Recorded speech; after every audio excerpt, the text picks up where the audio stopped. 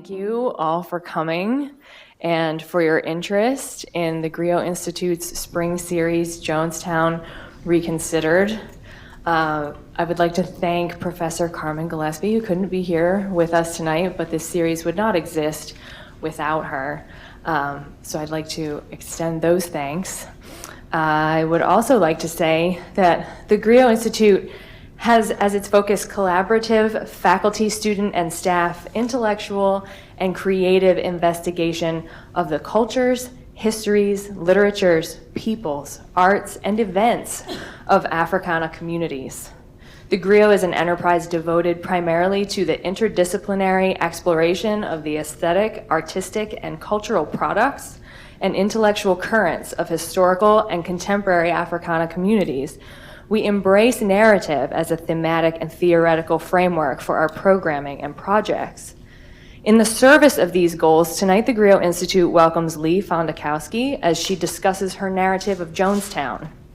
To introduce her, I am privileged to present Bob Gaynor, Professor Emeritus of Bucknell's Department of Theater and Dance.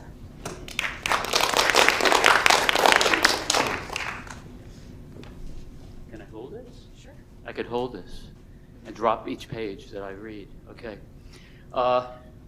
In the year 2000, wow, I traveled to New York City to attend a performance of the Laramie Project, for which Leigh Fondakowski was the head writer. It was an extraordinary piece of theater which addressed an American tragedy in the news. Just this past month in February, a major revival of the Laramie Project and its sequel at the Brooklyn Academy of Music were co-directed by Leigh. I'd like to share just a few comments by the New York Times reviewer who described the Laramie Project cycle as the Tectonic Theater Project's two-part exploration of the murder of a gay young man, Matthew Shepard, in 1998. Charles Isherwood is his name, went on to say, the effectiveness of the production directed by Moises Kaufman and Leigh Fondakowski comes from the wide perspectives it weaves together. Testimony from Shepard's friends and acquaintances, from the police officers intimately involved in bringing the perpetrators to justice, from prominent Laramie citizens who are,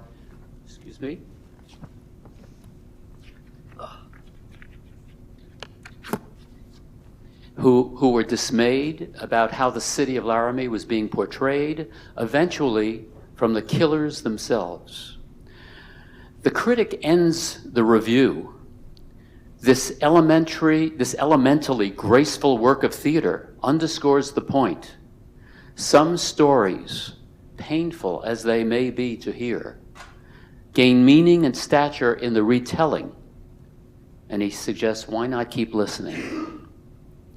Today, at lunchtime, Leigh revealed that she started her college years with an intended major in communications. Then midway, she switched to philosophy, and finally became smitten with the art of theater and specifically playwriting. She asked herself, can theater people, like journalists and philosophers, have a role in the conversation about our society's biggest challenges and issues?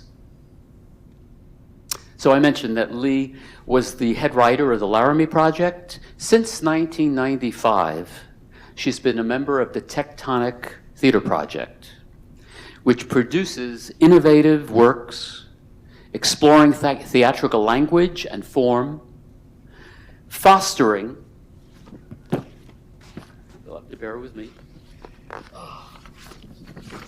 fostering a dialogue between audiences and performers on the social, political, and human issues of the day.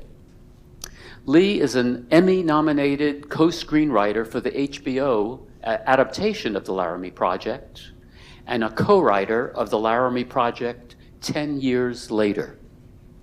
Her play, The People's Temple, created from Jonestown survivors' interviews, has been performed under her direction at Berkeley Repertory Theater, Perseverance Theater, American Theater Company, and the Guthrie Theater, and received the Glickman Award for Best New Play in the Bay Area in 2005. Another original play, I Think I Like Girls, which premiered at the Encore Theater in San Francisco under her direction, was voted one of the top 10 plays of 2002 by The Advocate. Leigh is a 2007 recipient of the National Endowment for the Arts TCG Theater Residency Program for Playwrights, and a 2009 MacDowell Colony Fellow. She is an Imagine Fund Fellow at the University of Minnesota and has recently written a new play about 19th century actress Charlotte Cushman. Her first work of creative nonfiction, which some of you have read, Stories from Jonestown, was just published last week. Just came out last week. She's a founding member of the Artist Collective, the Study Group. Leigh's latest play, Spill, about the BP oil disaster, will premiere in 2013-2014.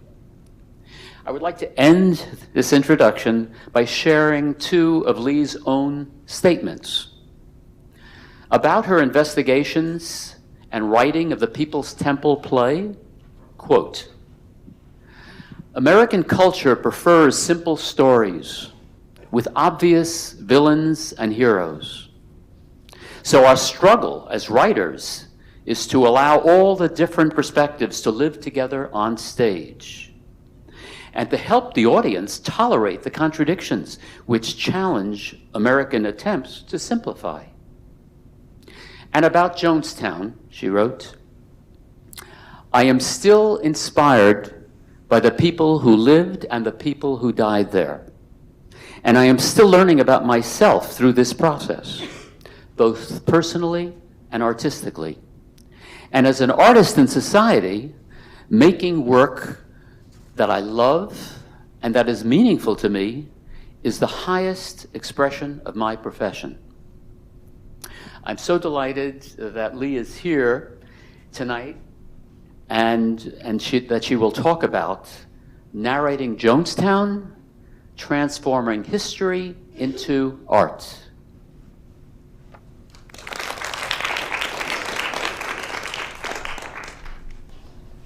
Thank you so much. What a lovely introduction. I feel like I can just leave now. Just let your words live. No, that was very kind. Thank you. Narrating Jonestown is part of the project of this book, Stories from Jonestown. And I guess, what I can share about my experience is meeting the survivors, and also my experience of taking these stories and making art from them. I'm so moved that the Institute is taking on this subject because, after all, it took 3 years to interview the survivors and 2 years to write the play, and it made a big impact in the Bay Area. It made a big impact in the cities where it was performed. But the question of whether we could really ever undo the predominant notion of the victims of Jonestown as crazy Kool-Aid drinkers, blind followers of Jim Jones. It remains sort of a question to me, is if we can ever really undo that narrative and forge a new one, because a lot of people really have tried to do that, and a lot of people who are coming to speak in this series have tried to do that. So it's a big question of whether this is even possible in our lifetimes. Maybe, many, many years from now or generations from now, people will be able to. But it's one of the questions that I came into the work with. And so, as Bob said, I'm a playwright and a theater director, and I've spent the last 15 years conducting interviews and making plays from those interviews. And when we went to Laramie, we didn't go to Laramie saying we're going to write a play about Matthew Shepard. We really went to Laramie very sincerely with the question of, do we as theater artists have a role to play in the conversation that's happening around Matthew Shepard? It was the first anti-gay hate crime. really in history that got the kind of attention that it did. And so we really wanted to go and see, can we tell this story too? Is it only the media that can tell the story, or do we have a role to play here? And we went 3 weeks after Matthew was killed, and it was really very lucky because the media had descended upon this really small town, bigger than the town we're in, 27,000, by comparison, like 5 times bigger, right? But still a small enough town that CNN trucks and Fox News trucks, it made a big impact on the town. And when we showed up, they were basically leaving and packing up. They literally drove past us on the way out of town, some of these big, white news trucks. And the people were very stung by how the media had portrayed them as rednecks and hillbillies and homophobes. And so when we showed up, we were like, we're theater artists, we're from New York. A lot of those people had never even seen a play before, but they were like, well, I don't know about a play, but let me tell you what they got wrong. Let me tell you how the media got it wrong. And so they were very invested in us telling a different version or a more complicated version. And, we weren't just looking for sound bites. We spent a lot of time with people when we got to know them. We asked them about Laramie, before Matthew Shepard, and we really, over time, discovered that we were going to tell not the story of Matthew Shepard, although certainly his narrative was a part of it, but the story of the town. And the reason I'm talking a little bit about Laramie Project is because that's how I come to the Jonestown story. The Laramie Project had a life in New York, and then it was in Berkeley Repertory Theater. And there was a man who went to see it in Berkeley. His name was David Dower, and he doesn't anymore. He runs an arts program at Emerson College now, but he used to have a developmental theater company in San Francisco called Z Space Studio. And I don't know if anybody was here for Rebecca Moore's talk and Mac's talk, but David went to college with Rebecca Moore. And so he was living in the Bay Area, he was developing theater in the Bay Area, and the 25th anniversary of Jonestown was a few years away. And he was thinking, I really want to do something in the theater. The theater has never done anything about Jonestown. And he had been dreaming about doing something about Jonestown for years, but he didn't know how. He didn't know how to do it. And then I got an email from him. He saw the Laramie Project at Berkeley Rep. He went home from the theater and he emailed me immediately that night. And he said, I saw the Laramie Project. Could this be a way of telling the story of Jonestown?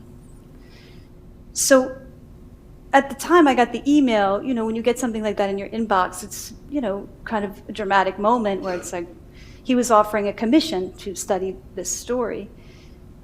And I had just spent 3 years working on the story of a very violent hate crime and was pretty exhausted by that process. So then the prospect of turning my attention from a hate crime into the story of Jonestown, at first I was pretty hesitant.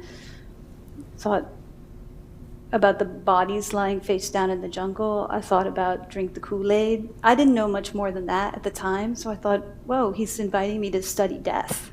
That was one of my first thoughts, was why would anybody want to study death? But as soon as I started to talk to him more, and eventually talk to some of the survivors, I realized that it's not the story of death, or it's not only the story of death. It ended in a mass death, but it's not the story of death. And David arranged for a conference call with some survivors in the Bay Area. I was in New York, and I was in on the conference call, and Stephen Jones was on that call, and a number of the other survivors. And they were open to the idea of a play, though they were skeptical that a play could make a difference, or a play, many people in the media had come to them and said, we're not going to focus on the deaths, we're not going to focus on Jim Jones, we're going to tell the story of the people. And what was produced most often was the story of Jim Jones and the story of the people. One of the documentaries that I saw literally had like a glass of red Kool-Aid and a spoon, like a giant spoon mixing the potion and the scary music. And so as we started to look at the material that was out there, a lot of this was the predominant narrative. But in this conference call, they started to talk about other aspects of People's Temple. They started to talk about the politics of People's Temple. They started to talk about the race politics, that it was a political movement, that it was a black movement. And I was very struck because I didn't really know any of it. And I thought, why don't I know this? Why, when I hear the word Jonestown, do I only think of the bodies in the jungle? Why, when I hear the word Jonestown, do I only think of Kool-Aid? Why isn't there a more expansive story here? So that's the moment that I decided to do it. And also, it just seemed like an impossible challenge in a way. Like I was teaching a class earlier and somebody was writing about how their idea was impossible. And there's something about that, the impossibility or how daunting something is, it's actually, I don't know, it felt like, okay, are we ready for this challenge? But let's see if we are. If we really want to pose the question, do theater artists have a role to play in the dialogue about the events of our time? This is kind of calling our bluff. So I invited several of my collaborators from Laramie to work on this with me. And as I said before, the 25th anniversary of Jonestown was 2 years away. It took us a year to write Laramie, so I thought, well, okay, it took us a year to write Laramie, 2 years to write this. It seems like a reasonable thing. But it was a very, very different process. It was a very, very different interview process. And Mac and Becky were two of the first people we spoke to. And well, first of all, they talked about the Jonestown vortex, which I don't know if they talked about in their talk, but one of the first things Becky Moore said to us was, be careful, you're going to get drawn into the Jonestown vortex. Anybody who gets involved in this story gets sucked right in. She had a very wry sense of humor. I don't know if that came out in her talk, but they set up this little table for dinner for us, and she said there was a little cider on the table, and she said, don't worry, it's not poison. That was one of the first things she said to us, and Greg and I were sort of like, not knowing if these people were, what it was all about. But the second thing they said, they had compiled a list of survivors, and they had as much contact information as they could give us, some phone numbers. It was kind of the early-ish days of email, so not everybody had email.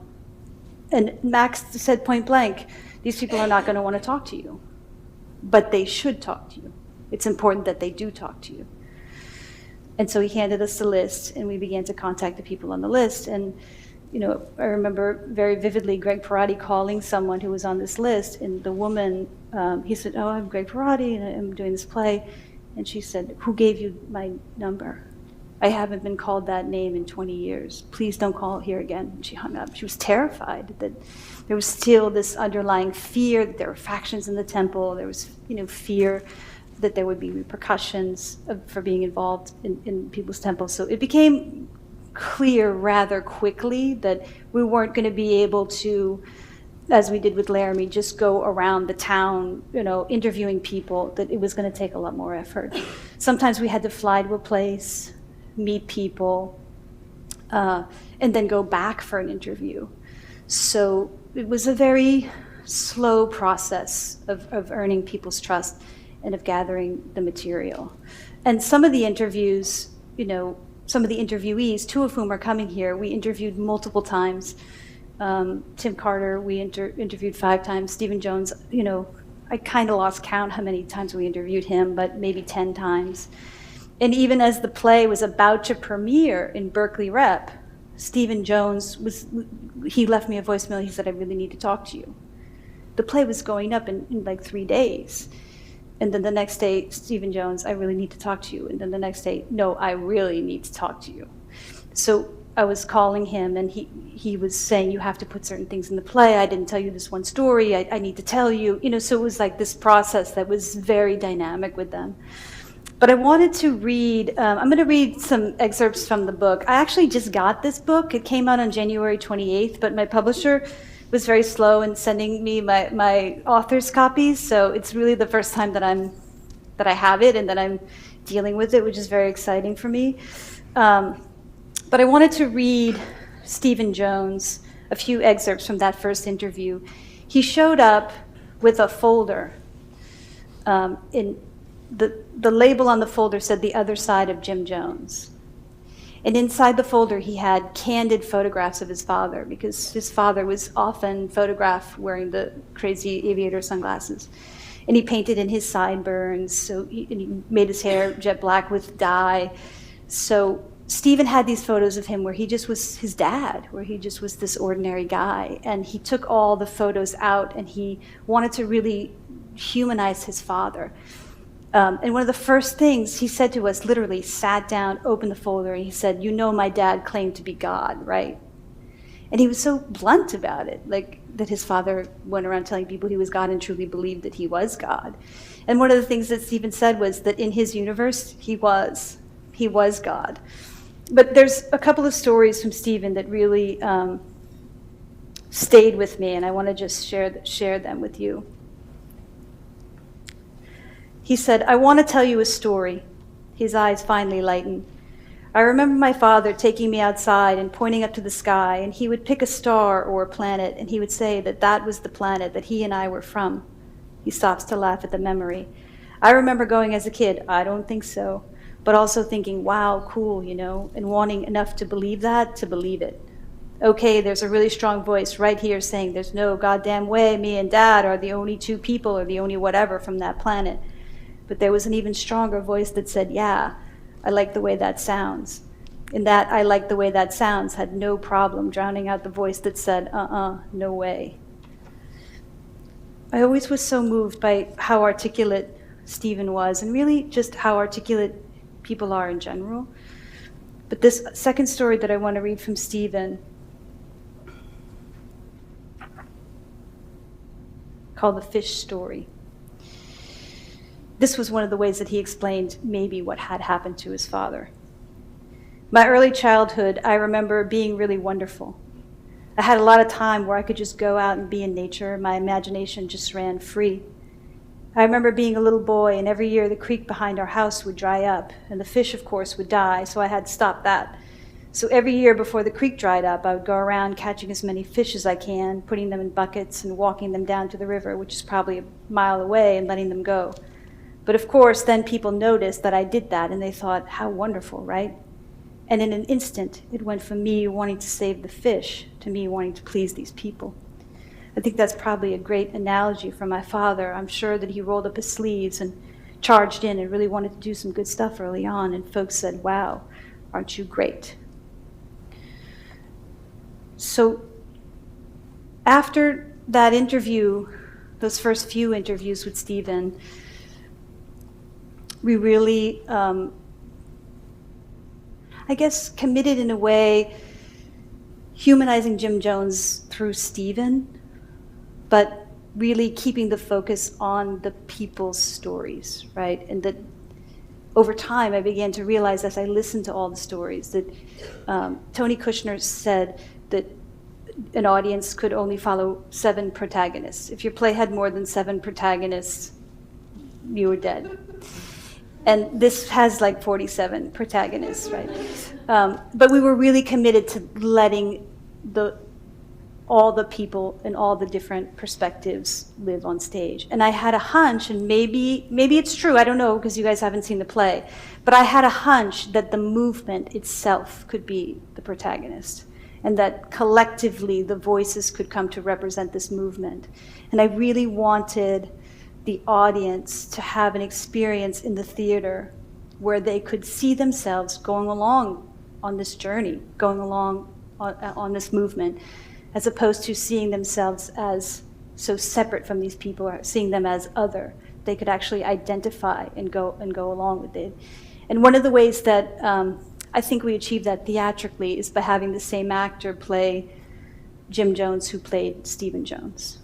So as you got close to Stephen Jones, the character, he would become his father. And part of the arc of that character was him grappling with forgiving his father and dealing with how much he was like him.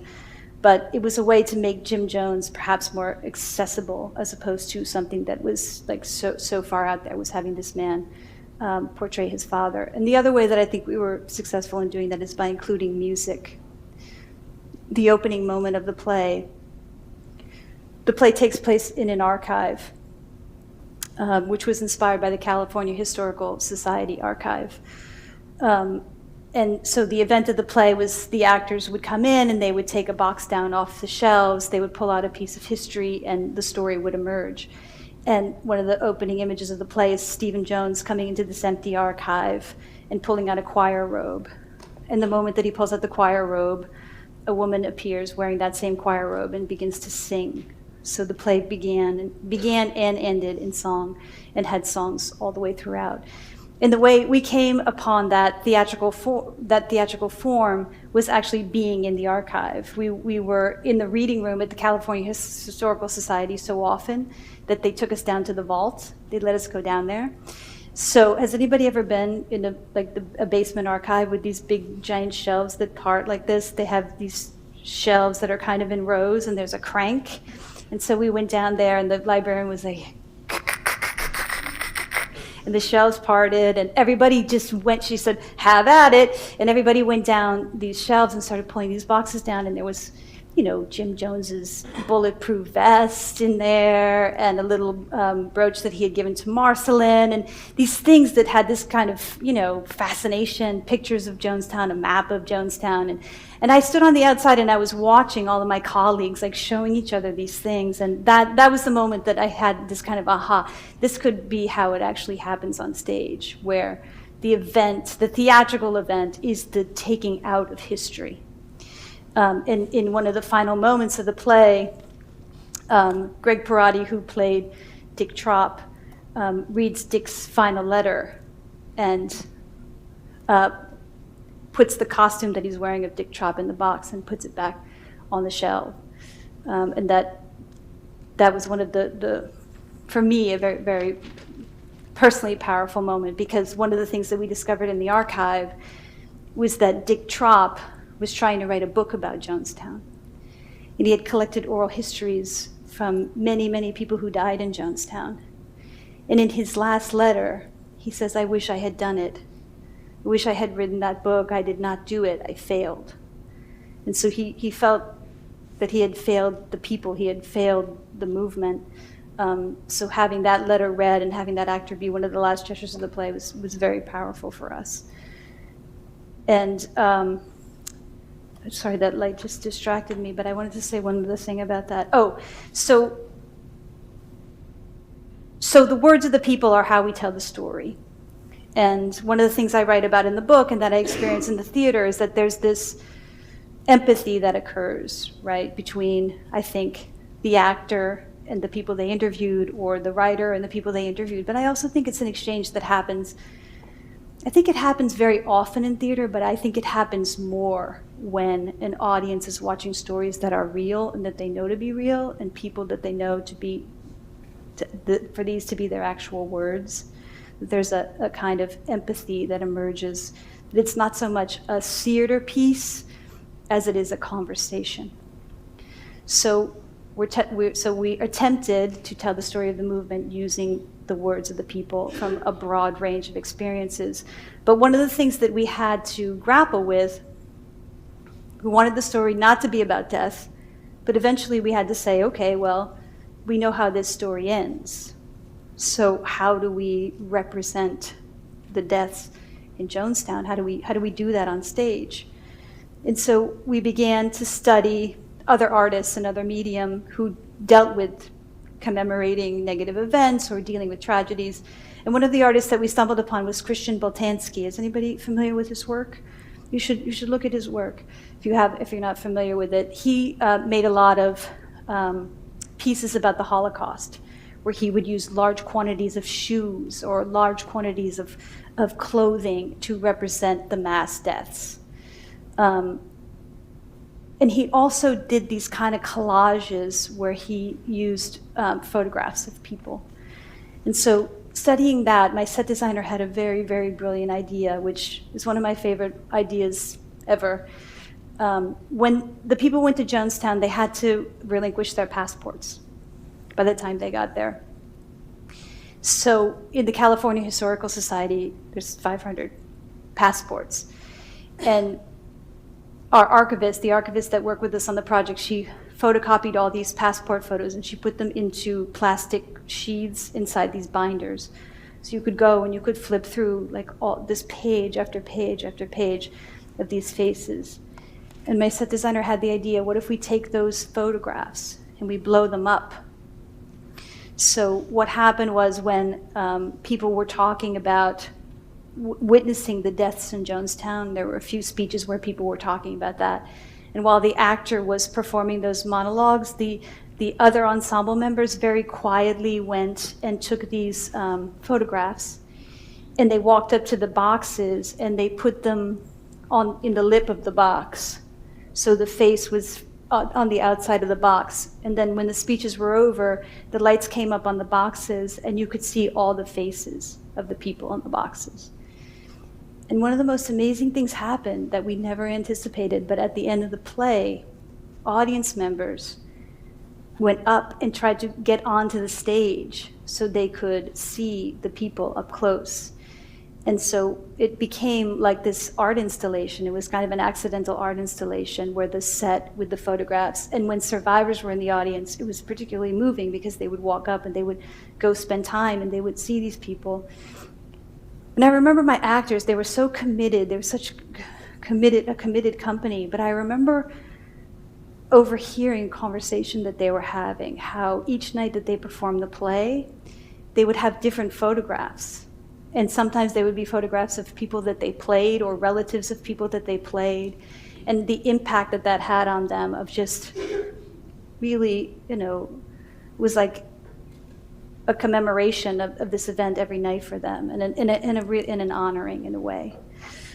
So we have a few more minutes, and I would like to read a couple of more things from the book.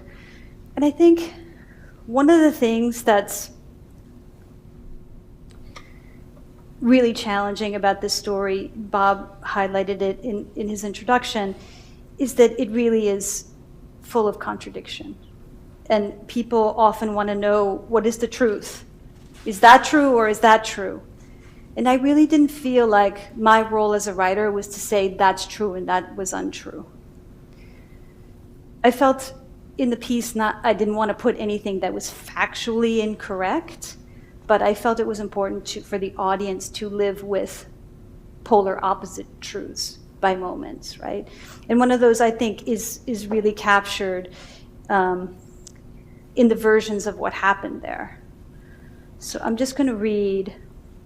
Tim Carter's going to be here, but I'm just going to read what he told us about his last hours in Jonestown.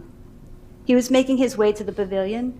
It was a call to the pavilion at 4:30. It said, everybody report to the pavilion. Please report to the pavilion. It didn't say, everybody come, we're going to die. It just said, report to the pavilion. And so people started to make their way up there. And as Tim was going there, somebody grabbed him, Maria Katsaris grabbed him and said, I have a mission for you. We need you to go take these suitcases full of money to the Russian embassy. They were going to give their money to the Russians. They did have a whole other tangent, but they did have an idea that they would go to Russia if their project failed in Guyana. But once they killed the congressman, they knew it was the end.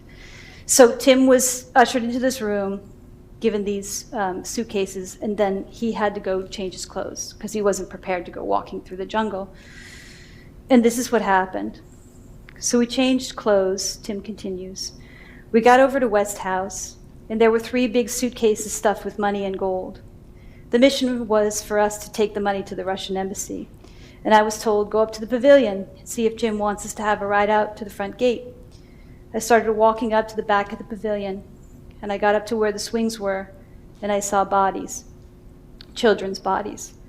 I didn't count, but I would say it was at the very beginning because there were maybe 9 or 10 dead bodies on the ground.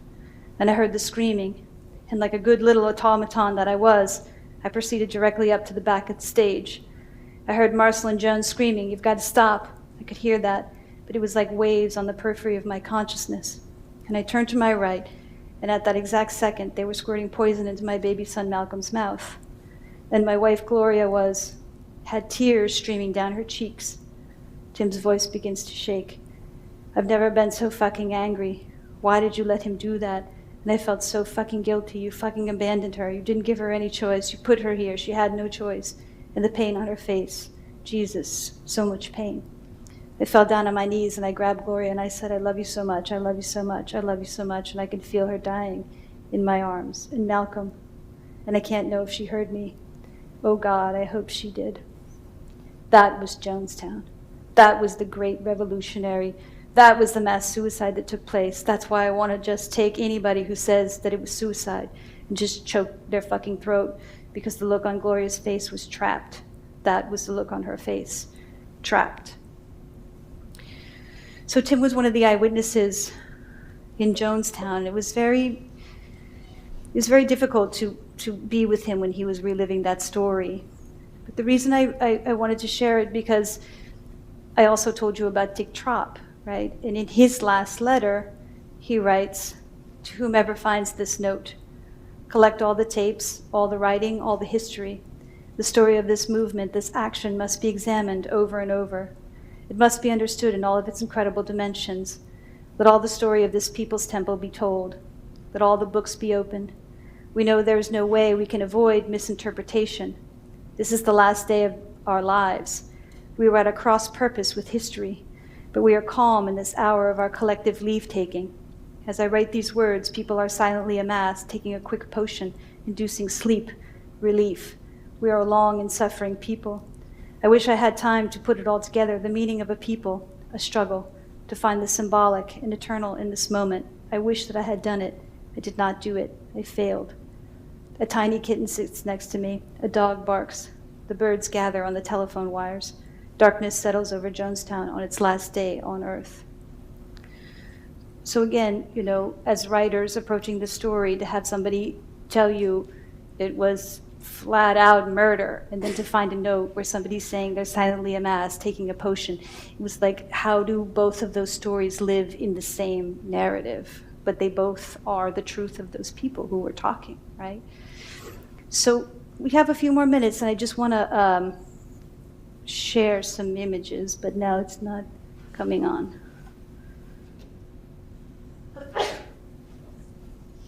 Should I hit this?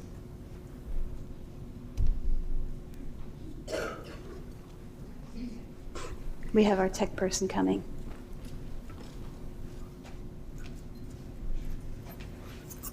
Yeah, it seemed to pop off.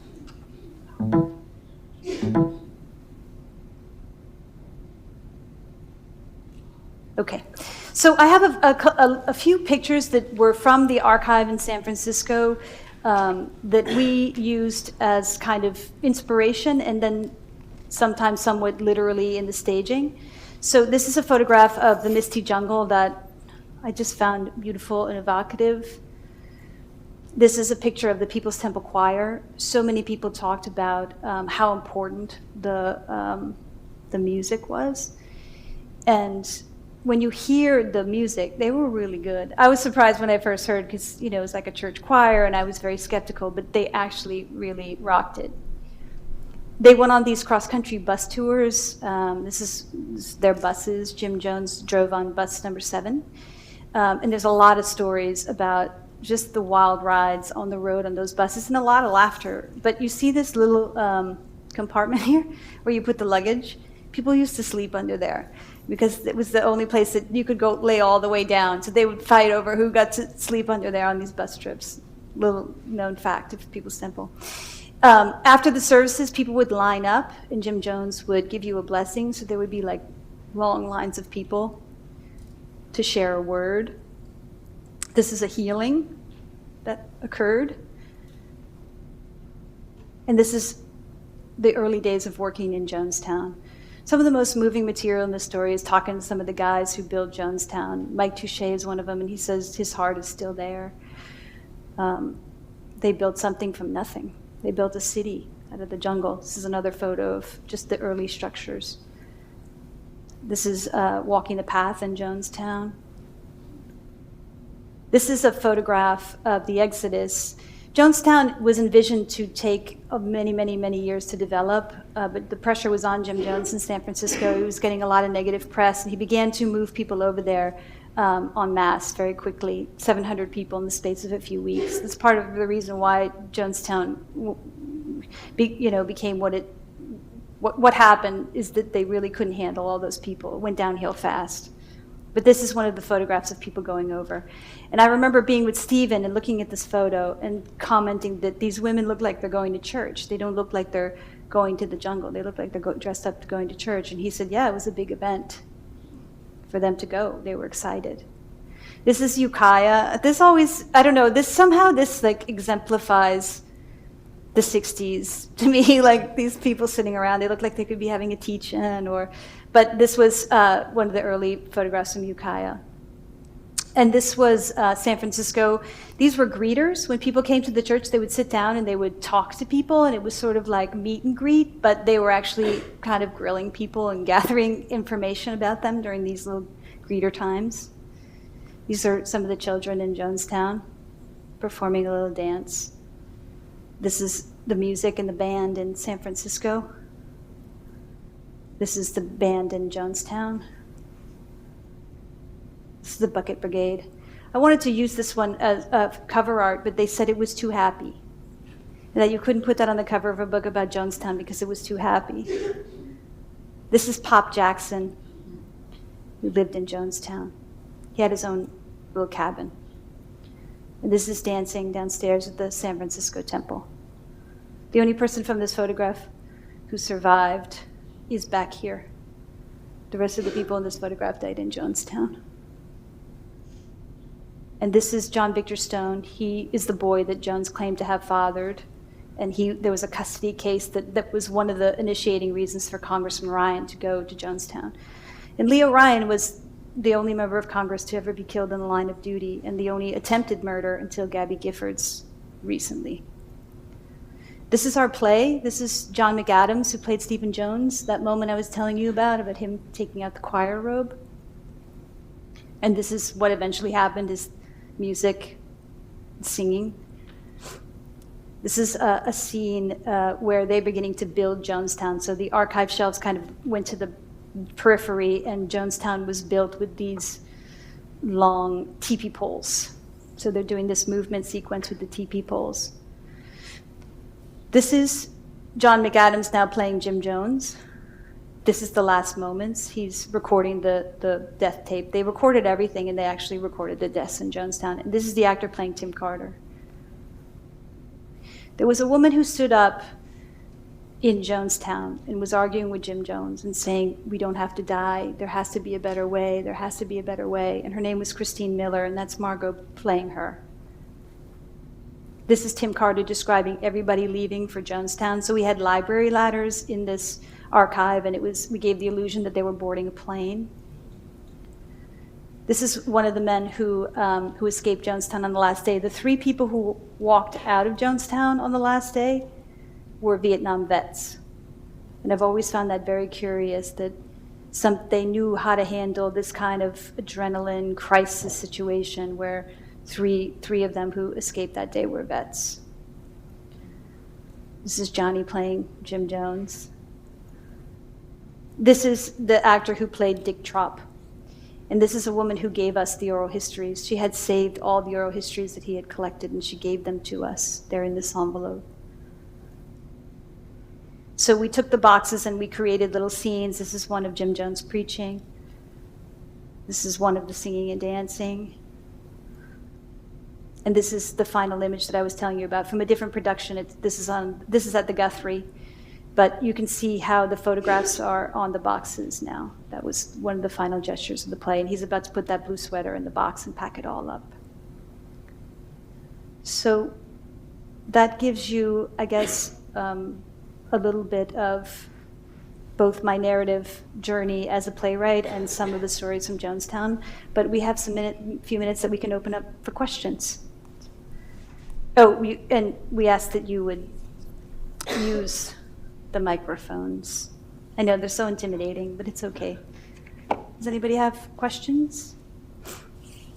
Things they are curious about, things they want to comment on or ask about the process or the people?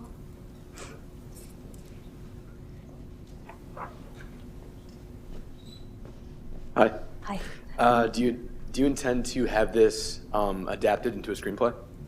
I've actually been working on a screenplay. There's been some film interest in the book, but one of the, personal ethics for me of the story is trying to keep the narratives that I collected close to me so that they're represented the way I feel people would want to be respected and want to be represented. So I am working on a screenplay. I don't know if it's going to be a straight feature or if it's going to be a series. I actually think maybe a mini series in several parts might be a better way to tell this story. Thank you. Yeah. There's never been a narrative feature done about it since the Powers Booth movie. Did anybody see that Powers Booth movie? It was from right in the immediate aftermath. Stephen Jones said it was a great performance, but it wasn't my father. Powers Booth won an Emmy for his portrayal of Jim Jones. I think it was like in 1980 or something. I noticed that when you talked about Tim Carter's suitcase story, you prefaced it by saying that like it wasn't your place to judge what had actually happened and that you wouldn't judge true from false. And we had Stanley Nelson here a week ago, and when he brought up Tim Carter's story, he also seemed very skeptical about it, and he said, well, this is what he said happened with the suitcase. And I was wondering, like, where you come out on that story. Like, do you think it's a fabrication or? No, I don't think it's a fabrication. I didn't mean to give that impression. I believe Tim Carter. But what I was saying was that Tim Carter's very strong contention that it was murder and not suicide. There are an equal number of people who say if they were there, they would have drank the potion, the letter that we have from Dick Trop, that people are silently amassed. So the contradiction between was it suicide or was it murder? And I think that I don't know that it's as black or white as Tim wants to make it fall in terms of murder. But the suitcase story, there were other people who went and got the suitcases also. So it wasn't just him, it was his brother Mike and Tim Prokes, this other guy, Tim Prokes. Yeah. No, thank you. Yeah. But it's an interesting question because when people would say things, I got into this conversation with Mac about it. When people would say, my child was healed by Jim Jones, or Grace Jones said, that's not my son. I don't know if it's the role of myself as an artist to say, oh, come on, Grace, look at him, he looks just like you, that must be your son. That I never felt that that would be a role that I would play in this story. If somebody said, my son was healed by Jim Jones, and I would say, really? You really believe that? I really believed everything that people told me. It was their truth. It wasn't for me to decide if it was true or not true. It was their truth. And their truth was a part of telling the overall narrative, survivor's narrative of Jonestown. So yes, of course, the playwright has a point of view and what they leave in, what they leave out. And so I am shaping a narrative through the process of editing. But I tried to keep as open a mind as I possibly could throughout the process and not decide who was a good guy, who was a bad guy. But, some of my colleagues were like, well, you're crazy to believe that. And I would say, well, I believe it. Hi. You mentioned the negative press that really spurred Jim Jones to take everyone to Jonestown. And I'm not through the book yet. I haven't gotten through it. And I really enjoyed the part with Phil Tracy, but I was wondering if you had reached out to Marshall Kilduff, if he was involved in this at all, and what those interactions were like. Yes, I did interview Marshall as well. I really felt that, and Marshall was there, and Marshall saw the play, but I really felt like Phil's story, just from a theatrical perspective, the two of them were, basically together. Marshall Kilduff wrote a book right after. He's an editor at San Francisco Chronicle. It obviously affected him, but it didn't destroy him. And Phil Tracy, it ruined his career completely. I mean, he still was writing on the periphery, but he didn't have the kind of writing career that he would have had he not gone through this. So I chose, since their stories were similar, I chose Phil Tracy's to include in the book and in the play. Great, thank you. Just because of the effect the story had on him.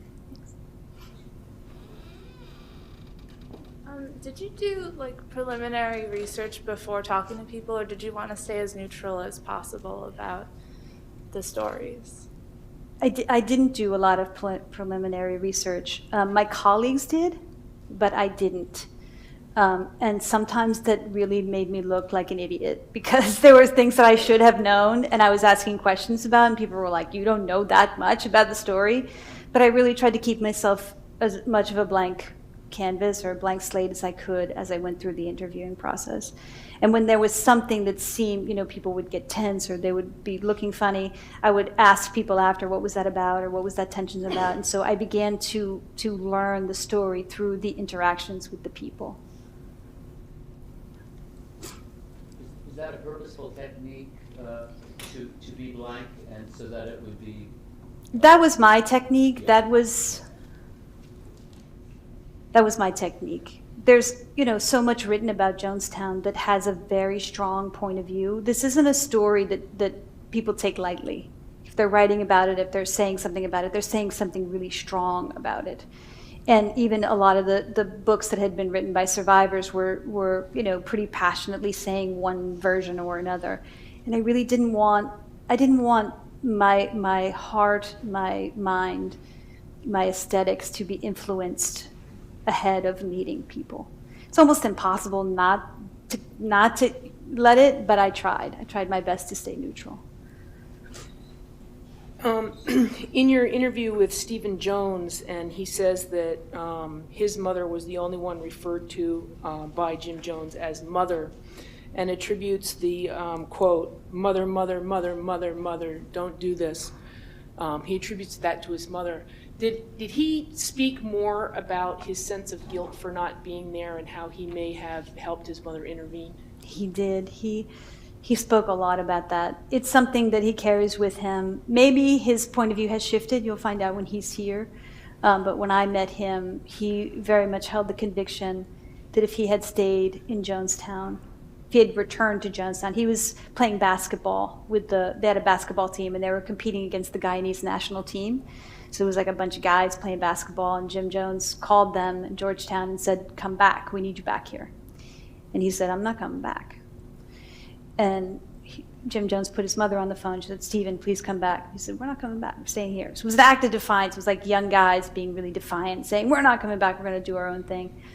And Stephen firmly believes that if he went back, that he could have, not he personally like the hero, but he in combination with his mother, and he in combination with the guys on the basketball team, that they could have intervened or talked Jim Jones down from the edge, or there's a story that maybe I should just read it because I think it's better spoken in her words. But once they realized what was happening, Stephen Jones stayed back in Georgetown, and there were a lot of people in San Francisco, in LA, in the Bay Area, and they had all pledged that they would kill themselves if this happened.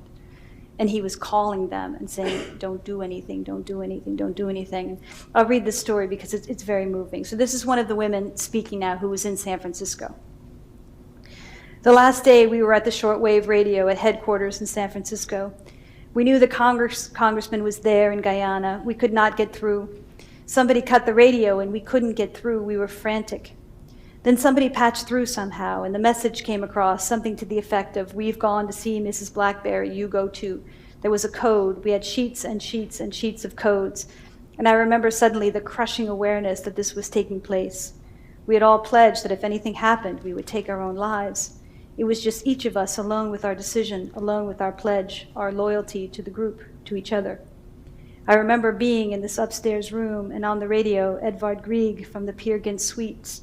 I think it's called The Death of Asa. It's a very slow, passionate dirge, and I lay down on the ground, on the carpet. I just remember lying there, unable to get up, to do anything. And then young Stephen Jones had the courage to call. He called San Francisco repeatedly, from Georgetown, from Guyana, repeatedly, like every half hour. He was saying, don't do anything, don't do anything, you haven't done anything. What a load he absorbed, what a huge, huge thing he assumed. And I credit Stephen with my life because he gave permission to say that no longer applies. Don't listen to that now. You're free from that now. Stephen said this, and what he was saying was life, and what his father was saying was death. It was transformational. That was the first glimmer of relief of being free again. Not free of grief, certainly, or of confusion and fear, but free. We're alive. We have a second chance. So I'd be curious to hear where Stephen stands on that now, but he never changed his mind in the time that I was interacting with him, that he could have made a difference had he been there. Are there any other final questions? It's not an easy subject, and I applaud you all for being here, and I applaud the Institute for taking on the subject. It's not an easy subject, but it is a part of American history, and there's a lot to be learned from the study of it. So I wish all the success for the rest of the series, and thank you for having me.